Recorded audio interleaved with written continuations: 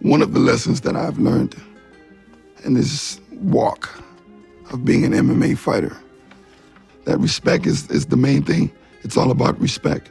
Kimbo Slice, the Miami street king who turned chaos into legend, who made the internet believe fear could bleed.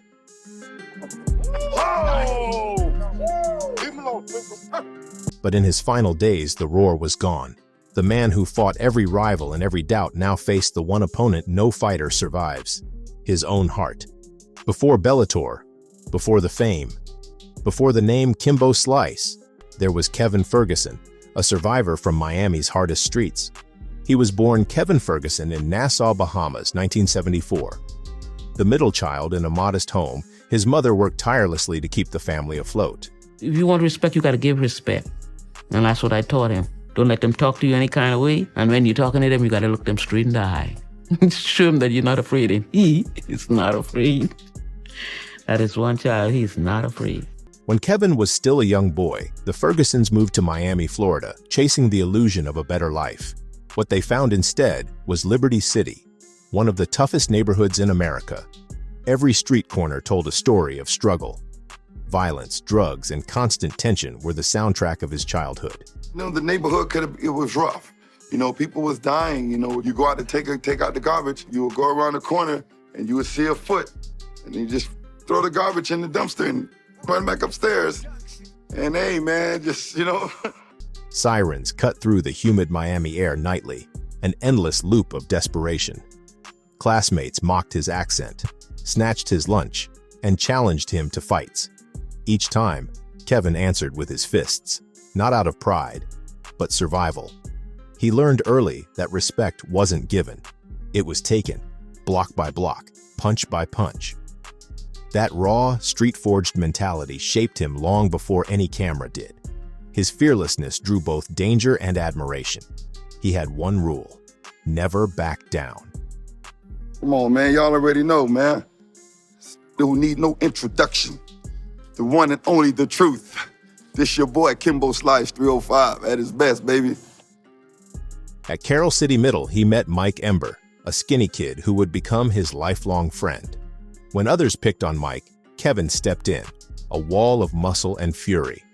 The two became inseparable, a soft-spoken producer and the powerhouse brawler who watched his back. For a while, football seemed to be an escape. By high school, Kimbo was a standout linebacker, one of Miami's brightest prospects. Coaches saw potential for college, maybe even the NFL. Then, in 1992, Hurricane Andrew hit. Winds ripped homes from foundations and lives from dreams. Kimbo's family was left homeless, living out of a car for a month. His senior season vanished along with his prospects. College football slipped away, like everything else that storm took. He tried to keep the dream alive, walking on briefly at the University of Miami, but financial strain killed the chance. He bounced between odd jobs: bouncer, car washer, hustler, doing what he had to for his young family. Then fate returned through Mike Ember, now circling Miami's underground scene. Ember had an idea. People were already fighting for pride on the streets. Why not film it? Had a bond where, if I ever needed anything, he was always there, and I did need him. And, so when I was younger and I wasn't developed, I was getting beat up. And he said, that was one thing that I wanted to make sure didn't happen to anybody that I knew. And so, the legend began. No gloves, no rules, just grass, a circle of spectators, and a man with a beard that warned danger. Someone yelled, "Let's go!" Phones lifted, and Kimbo waded in like it was his purpose. That first grainy video spread like wildfire. No production, no script, just raw power in motion. Kimbo's opponent folded under brutal punches, his face bloodied, his fear immortalized on the internet. Millions clicked and watched in disbelief. For them, Kimbo wasn't just fighting men, he was fighting a system that said he didn't belong, and proving it wrong one swing at a time. Beneath the brutality, though, was a man feeding his kids, protecting his friends, and chasing purpose in chaos. The internet crowned him the king of the web brawlers. But even kings crave legitimacy, and the world soon asked, could the myth survive the cage? Kimbo one day said, I'm tired of coming to these things and I'm the only one fighting. He's like, when I come, after I fight, I want to watch some fights. He's like, I got the perfect kid. By 2007, Kimbo Slice had become an underground icon. He was 33, an age when most fighters were winding down. But for Kimbo, the real fighting had just begun. His debut would come against a former world champion, Ray Mercer, the Olympic gold medalist turned heavyweight boxer. I got one thing to say, man. I'm gonna break you, boss. Few expected Kimbo to last a round. He was, on paper, just a street legend with no formal training. Then the bell rang. Kimbo stormed forward, muscled Mercer to the fence, and hammered away.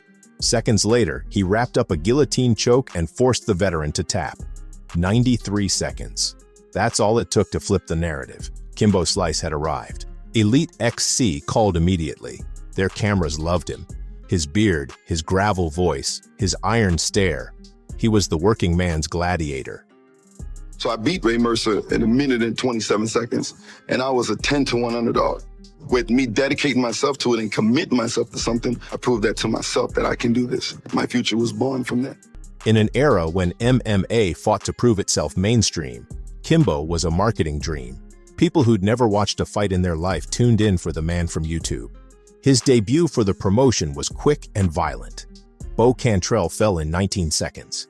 Cool collected already a body shot, ripping away at Cantrell. Oh, yeah. This one is over before it even begins. So mind you, here's our guy who his first fight's against Mercer and his second fight's against a guy who has 20 fights. And I was concerned about it. He never was. Weeks later came Tank Abbott, an old-school brawler from another era. Kimbo's right hand ended that one too. Abbott's mouthpiece flying into the crowd. Purists mocked. Fans didn't care. Kimbo brought eyes to MMA like never before. Another right across the jaw. The third one's the charm. Kimbo Slice wins the main event. Then May 31st, 2008, CBS Primetime. Kimbo Slice versus James Thompson, the first MMA fight on free US TV. 6.5 million tuned in. The bout was sloppy but electric. Kimbo tired, but still landed a crushing right that sent Thompson collapsing. For a brief moment, the backyard fighter was the face of American MMA. But every empire meets its fall. In October that same year, his opponent Ken Shamrock dropped out hours before the fight. At the last minute, a late replacement, Seth Petrozelli, stepped in. 14 seconds later, Kimbo was unconscious on the mat. The crowd gasped. Just like that, the myth that had conquered the internet collapsed under the bright lights of television. Worse still, a scandal erupted. Petrozelli claimed promoters paid him to keep the fight standing, implying the result had been manipulated for showmanship. Elite XC imploded days later, its reputation and bankroll destroyed. Kimbo became collateral damage, his name again tied to controversy. Then Dana White called, first mocking him as the toughest guy at the barbecue. Why? Because they thought that Kimbo Slice was going to viciously knock him out. But Kimbo Slice sucks. Like I've said now for the last few months, this fucking guy can't fight, and he got knocked out in 13 seconds by a guy who didn't win the Ultimate Fighter and who didn't win fights in the UFC. They brought him up from the undercard to fight the main event guy and knocked him out in 13 seconds. You don't meet Kimbo Slice and not like Kimbo Slice. He was the nicest guy in the world. So obviously once he started to gain some rapport with the other fighters and started to train with them, they respected his work ethic, what a good teammate he was. Everybody liked Kimbo when he left tough. Inside the house, Kimbo stayed humble and hungry. He trained hard, lost to Roy Nelson, but earned respect. Fighters saw his discipline and heart beneath the myth. That December came his UFC debut. Opposite Houston Alexander, he fought smart, clinched, wrestled, adapted. The win wasn't pretty, but it was validation. Kimbo had fought his way from the internet to the UFC cage, but time was not on his side. In his next outing, Matt Mitrione's low kicks and pace broke him down. On the canvas, Kimbo gasped for air once more. Not the breath of a dying man, but of someone realizing inevitability. His strength alone couldn't carry him any further. The UFC released him soon after. Still, the story wasn't over. The man who'd started with nothing had already outlasted his own myth. The internet had given him fame. The cage had given him legitimacy.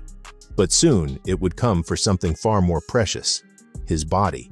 And Kimbo Slice, the fighter who'd beaten everything else, was about to face the one opponent no one survives, time itself. When Kimbo left the UFC, it was less of a fall and more of a reckoning. The promotion had given him the spotlight, but now he had to decide who he really was without the cameras. At 36, his body ached in new ways.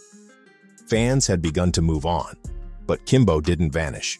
He recalibrated. He turned to boxing. The arena was smaller, the opponent softer, but the crowd still chanted his name. Town to town, he fought men who looked the part. Big, muscled, but nowhere near his power. 7 wins, all knockouts, kept food on the table and pride in his chest. It wasn't glory, but it was still combat, and that was enough for him. After years of struggle and rejection, Kimbo learned to fight for peace, not fame. Outside the ring, another side of him grew stronger. The father, the teacher, the man grounding his legacy and family.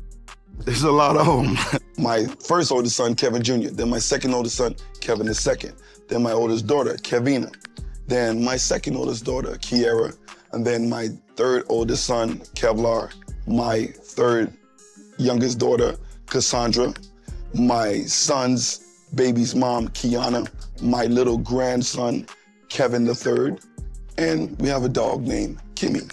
His children looked up to him with awe and love. Kevin Jr., following in his footsteps, began training as a fighter. Kimbo beamed when he talked about them. For all his image as a destroyer, home life softened him. His friends said he laughed more now, shouted less, smiled often. The fighter had found a reason bigger than victory, but money runs fast in fighting and nostalgia sells. Fight for a lot of reasons, man. I fight for my family. I fight for myself. I was able to put my kids through college, put my family in a home, get my mother a car, my mom has a home. I'm literally taking care of my family by fighting. When Bellator called in 2015 with big checks and familiar names, Kimbo answered. His return began with Ken Shamrock, the fight that never happened years before. Both men were past their prime, but hype never ages. Shamrock took Kimbo down, chased the choke, but Kimbo broke free and landed a single right hand that ended it. Redemption found its stage. That win rekindled the frenzy.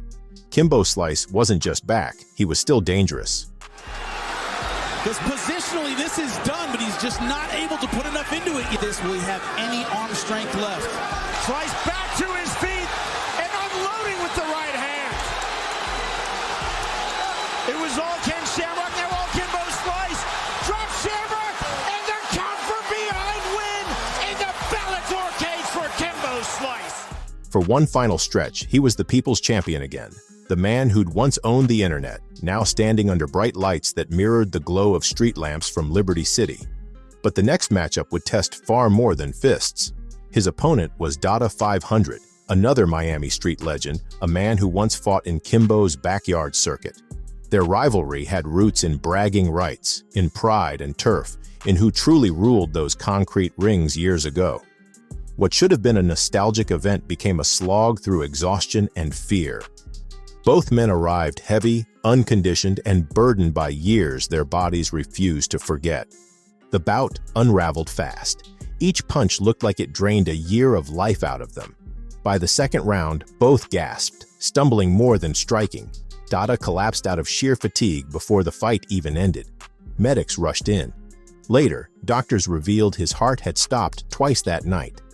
Bellator set viewership records, but the victory felt hollow. 2 men chasing ghosts for a payday. Even Kimbo admitted later that he'd left part of himself in that cage. After the Dada fight, Kimbo's health declined. His body couldn't match his will. The roar of the crowd faded, replaced by labored breaths between workouts. Training sessions grew shorter, breathing harder. His coaches began to worry as he took longer to recover from basic drills. "Old man lungs," he joked, hiding the unease behind a grin. The laughter didn't mask the reality. Each session reminded him what time had taken. For the first time, he understood his limits, and it scared him more than any opponent ever had. He spent more time at home, school runs, dinners, quiet talks of one last fight to secure their future. But the body that had carried him for decades was breaking down faster than he knew. He signed for another Bellator fight that summer, determined to prove he still had it. cameras rolled again, the hype machine spun, and Kimbo Slice, the folk hero, leaned into one final chapter. But this time, he wasn't battling an opponent in the ring. He was fighting time itself, and time was an opponent that didn't tire. The world still saw the beard, the muscles, the swagger. Few saw the man breathing harder between rounds, or his swollen ankles soaking in ice buckets after training, or the private moments where he stared at his reflection, wondering if the fighter looking back still had a few wars left. Sleep came slow, haunted by something deeper than pain, a creeping fear of fragility. The warrior who had made millions believe in his heart was beginning to lose it in the most literal way possible. He was in training when it began, shortness of breath, dizziness that wouldn't fade. Coaches thought it was exhaustion, maybe dehydration from another relentless Florida workout. But Kimbo wasn't acting normal. His chest hurt, his hands trembled. Days later, he checked into the hospital in Coral Springs. The street king who once laughed off broken noses now faced words that broke him instead. Heart failure. The organ that fueled his fighting spirit was failing fast. Only a transplant could save him, and doctors feared he wouldn't survive the surgery. From his bed, he called Mike Ember, the same friend who filmed his first backyard fights. Me on Sunday, and it was the first time he ever said this to me, and I could hear it in his voice. He said, Mike, he was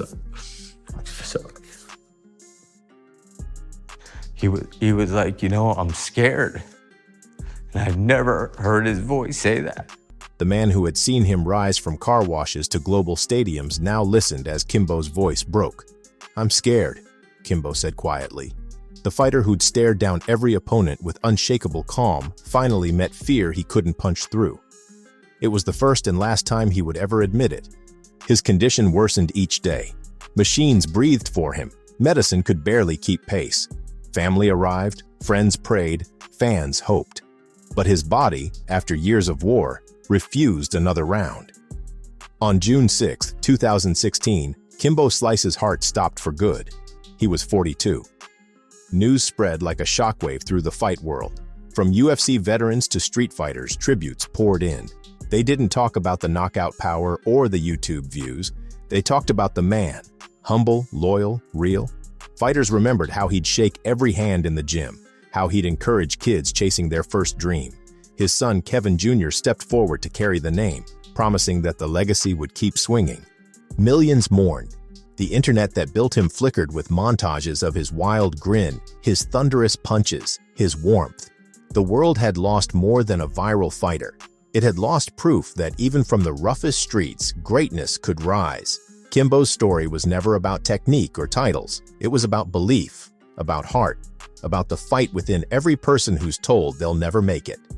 Kimbo Slice's final battle wasn't in a cage or on asphalt. It was against the inevitable. And like every true fighter, he faced it on his feet until he couldn't anymore. Kimbo Slice's story remains one of combat's most human chronicles, a tale of fists, faith, and fragility. He was never the slickest or most technical, but he made millions believe through willpower alone. From Liberty City to the lights of MMA, he carried one purpose: to prove that where you start doesn't decide where you finish. His life was both warning and inspiration. Fame burns fast. Heart burns faster. Kimbo's journey reminds fighters that legitimacy isn't about titles, but courage. He gave MMA its first viral myth, a link between chaos and discipline. His legacy stands, imperfect, powerful, unforgettable. The Street King fought his demons in public and his destiny in private, and through all of it, he never stopped swinging. Kimbo Slice proved that heart could make anyone believe, even when the body couldn't last forever. I guess whenever I decide to shave the beard, that's when I probably put Kimbo at rest. But would Kimbo ever be at rest?